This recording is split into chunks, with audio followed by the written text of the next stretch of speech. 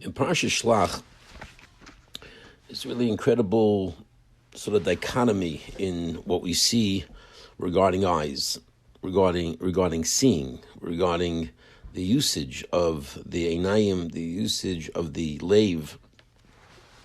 The very first Rashi sort of brings it up, where the Rashi talks about the proximity of the Parsha of the Meraglim to the Parsha of Miriam. Fisha Loksal Iske Diba. So Rashi says the reason is because she was smitten regarding lashon hara. She received tzaras. Shedibra bacha urisham halalu ra'u v'lokhu musar. These Rishonim saw what happened, and they didn't take musar. They saw what was going on, but it didn't affect them. It didn't hit them. So here's one use of the eyes. You saw something, and yet you didn't respond. And this is a terrible indictment on the fact that had they been sort of looking and internalizing and seeing and thinking, they would have maybe changed. They would have taken the lesson. And even though they are very disparate in the level of Avera, Miriam, yes, it's an Avera, but here all of Klal Yisrael waits for her because she's such a great tzaddikus, and certainly does not leave long-term residual impact upon Klal Yisrael. And yet here the Meraglim could have avoided the most devastating Avera arguably in human history. Because at least from Klal Yisrael's point of view, maybe you can argue Adam Rishon's maybe was more devastating, but certainly from the time that we became a people, the night of Tisha B'Av stands in infamy as a horrific night in the annals of Jewish history. And it could have been avoided had they used the Enayim. We jump to the end of the parsha, and we see Lo sasu archi lavchem v'archenichem. Don't follow your eyes, don't follow your heart, because if you do, we know Rashi tells us these are the means of the Yetzer Hara getting us all enmeshed in Avera.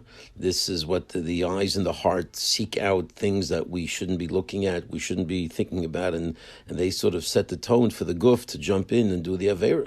So here, the message is, don't follow your heart, don't follow your eyes. Yet in the very same pasuk, the Torah says, "Urisa moisoi." It was a chartam called mitzvah Hashem. You should see the tzitzis, and as a result, remember the mitzvah of Kodesh Baruch Hu. It's fascinating. So, what exactly am I supposed to do with my eyes? Am I supposed to see and let my eyes sort of lead the way? Do I not let my eyes lead the way? Lo susrach lavchem yet urisa moso. I should have, taken musar. I should have looked and seen and taken musar. So, while certainly they seem to be contradictory upon analysis, we, of course, realize that it's not. And it reminds me of a Rashi, the very beginning of Shemos, which I think really ultimately gives the answer to this issue. What role do the eyes play in Avodas Hashem? They seem to play a very important role, yet at the same time we have this very clear message, don't go after your eyes. So when Moshe Rabbeinu at the beginning of Shemos goes out, one of the few episodes we learn about Moshe Rabbeinu, which gives us a glimpse into who he was. So what does it say? That Vayar b'savlosam, he saw the plight of the Jewish people, and Rashi says, Nosan einov v'libo lios meitzar lehem. He put his eyes and his heart, Nosan einov libo lios meitzar lehem. He put his heart and he put his eyes to the situation to feel the pain, to feel the empathy, the sense of what they were going through, of the difficulties and the travails of Klal Yisrael. I think that's really the answer. It's an obvious point, but one we need to recognize and think about. The eyes and the heart are critical, but it's a question of who's controlling it. Rashi says, Nosan ein of libo. He gave. Who was in control? I guess the one part that we're not thinking about is sort of the head, the thought process, the mayach, the neshama, the Eitz Tov. That's the component that needs to be injected first. Of course, the eyes and the heart could be incredibly important tools to Avodas Hashem. That's if we're controlling it. That's if we're following our mind, our thought process, our Eitz Tov, that thinks first before we jump in and say what it is that I need to do to make the best of my situation. Of course, when we see something, we should learn lokhu musar. We should rov lo lokhu musar. Our job is to rov lokhu musar. Our job is to see and to take musar, because in that situation we're using the thought process. We're using our intellect. We're using our seichel to determine what's right and what's wrong, and that's who's controlling the heart.